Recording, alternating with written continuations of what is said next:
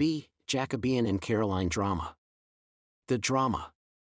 After Shakespeare, the drama in England suffered a decline during the reigns of James I and Charles I. The heights reached by Shakespeare could not be kept by later dramatists, and drama in the hands of Beaumont and Fletcher and others became what may be called decadent.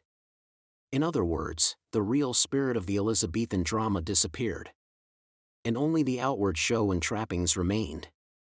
For example, sentiment took the place of character. Eloquent and moving speeches, instead of being subservient to the revelation of the fine shades of character, became important in themselves. Pathos and woe, instead of fortitude and courage, and sterner qualities, which were held in high esteem by the Elizabethan dramatists. Resignation to fate expressed in the form of broken accents of pathos and woe became the main characteristics of the hero. Shakespeare and Elizabethan dramatists. Whereas Shakespeare and other Elizabethan dramatists took delight in action and the emotions associated with it. The Jacobean and Caroline dramatists gave expression to passive suffering and lack of mental and physical vigor.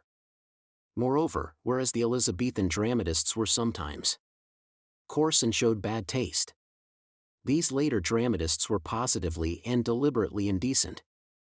Instead of devoting all their capacity to fully illuminating the subject in hand, they made it as an instrument of exercising their own power of rhetoric and pedantry. The greatest dramatist.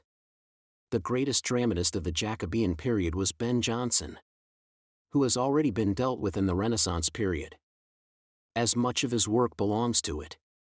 The other dramatists of the Jacobean and Caroline periods are John Marston, 1575–1634. Thomas Dekker, 1570–1632. Thomas Heywood, 1575–1650. Thomas Middleton, 1580–1627. Cyril Turner, 1575–1626. John Webster, 1575–1625. John Fletcher, 1579–1625. Francis Beaumont, 1584–1616. Philip Massinger, 1583–1640. John Ford, 1586–1639. And James Shirley, 1596–1666. Today we will discuss only John Marston, Thomas Dekker, and Thomas Heywood.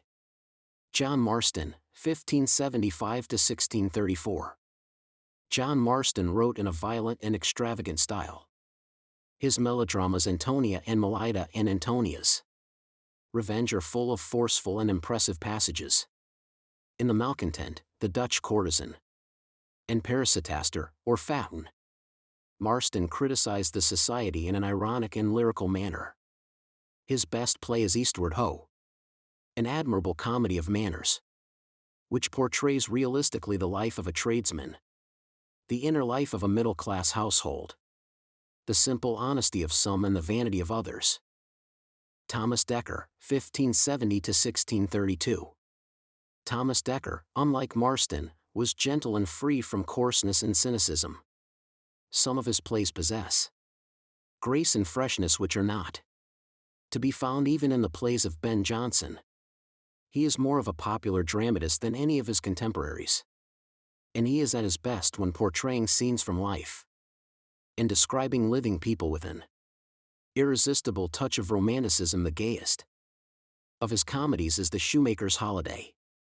His best-known work, however, is The Honest Whore, in which the character of an honest courtesan is beautifully portrayed. The most original character in the play is her old father, Orlando Friscobaldo, a rough diamond. This play is characterized by liveliness, pure sentiments, and poetry. Thomas Heywood, 1575–1650. Thomas Heywood resembles very much Dekker in his gentleness and good temper. He wrote a large number of plays, 220 of which only 24 are extant. Most of his plays deal with the life of the cities.